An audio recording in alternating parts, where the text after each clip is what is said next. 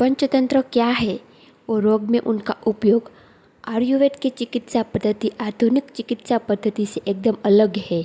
यह चिकित्सा किसी भी रोग या उनके बैक्टीरिया पर सीधे आक्रमण नहीं करती है, बल्कि उसका उद्देश्य रोगी की रोग प्रतिरोधक क्षमता को इतना मजबूत बनाना होता है जिससे रोग या दोष या अन्य कारक सब अपने आप ही खत्म हो जाए।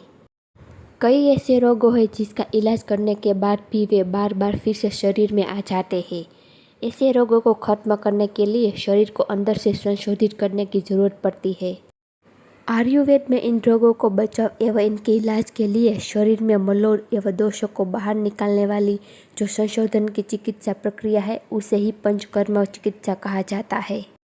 पंचकर्म चिकित्सा आयुर्वेदिक चिकित्सा का एक अनंत महत्वपूर्ण अंग है।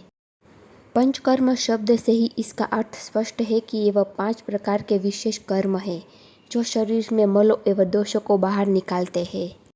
इस चिकित्सा के पूर्व जिन कर्मों को किया जाता है उन्हें ही पूर्व कर्म कहा जाता है। पहला वमन कर्म, दूसरा विरेचन कर्म, तीसरा नस्य कर्म, चौथा अनुवासन वस्ति कर्म, पांचवा निरूह वस्ति कर्म। आदि कुछ विधानों ने नस्य के स्थान पर रक्त मोशन को पंचतंत्र में गिना है। हालांकि इन सभी कर्मों को करने से पहले यह देखना बहुत जरूरी है कि आप शारीरिक और मानसिक रूप से उस योग्य है या नहीं।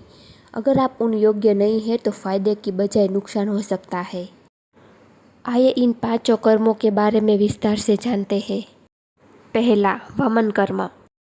इस चिकित्सा में उल्टी लाने वाली औषधियों का उपयोग करके आमाशय की शुद्धि की जाती है। इसे वमन कर्म कहते हैं। अधिक गर्मी एवं सर्दियों वाले मौसम में यह क्रिया नहीं की जाती है। इस क्रिया का मुख्य उद्देश्य शरीर में जमे हुए कफ को उल्टी के माध्यम से बाहर निकालना है। दूसरा है विरेचन कर्म। जब आंतों में स्थिर मल पदार्थ को गुदा द्वार से बाहर निकालने के लिए औषधि का प्रयोग किया जाता है, इसे विरेचन कर्म कहते हैं। यह एक महत्वपूर्ण संशोधन क्रिया है। इसका प्रयोग सामान्यतः सर्दियों के मौसम में किया जाता है, लेकिन अगर कोई गंभीर रोग है तो इसे किसी भी सीजन में किया जा सकता है। बच्चे, बूढ़े, कमजोर लोग और गर्भवती महिला को विरेचन क्रिया नहीं करवानी चाहिए। तीसरा है नस्य कर्म। सिर, आँख, नाक, कान और गले के रोगों में जो चिकित्सा नाक द्वारा ली जाती है उसे नस्य कर्म कहते हैं। इस प्रक्रिया से कफ को बाहर निकाला जाता है। चौथा है अनुवासन वस्ति कर्म। गुदा मार्ग से कोई भी औषधि डालने की प्रक्रिया को अनुवासन वस्ति कर्म कहते हैं।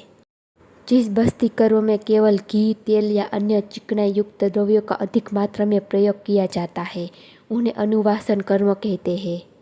अनुवासन वस्ति के फायदे।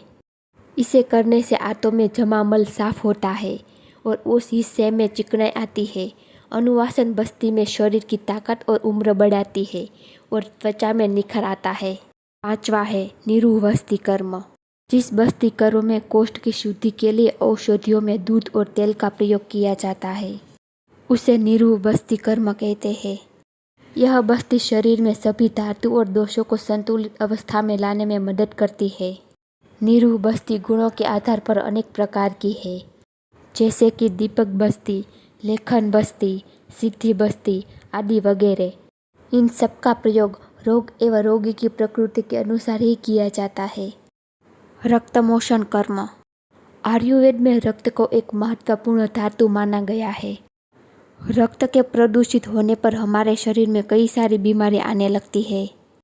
इसीलिए ऐसे रोगों के इलाज में प्रदूषित रक्त को शरीर से बाहर निकालना जरूरी हो जाता है। शरीर से प्रदूषित रक्त निकालने की यह प्रक्रिया को रक्त मोशन कहते हैं। शरीर में से खून निकालने की यह प्रक्रिया 2 तरीके से की जाती है।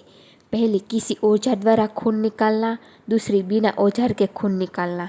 अनियमित दिनचर्या और खान पान में लापरवाही के कारण कम उम्र में ही कई लोग तनाव और कई तरह की बीमारियों से जूझ रहे हैं।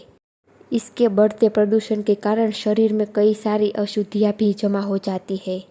पंचकर्म से इन सभी अशुद्धियों को शरीर से बाहर निकाला जाता है। पंचकर्म होने के बाद शरीर में क्षरण की प्रक्रिया काफ़ी धीमी हो जाती है।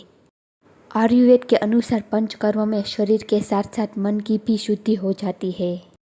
अगर आपको यह वीडियो पसंद आई हो तो लाइक करें, शेयर करें एंड सब्सक्राइब करना ना भूलें।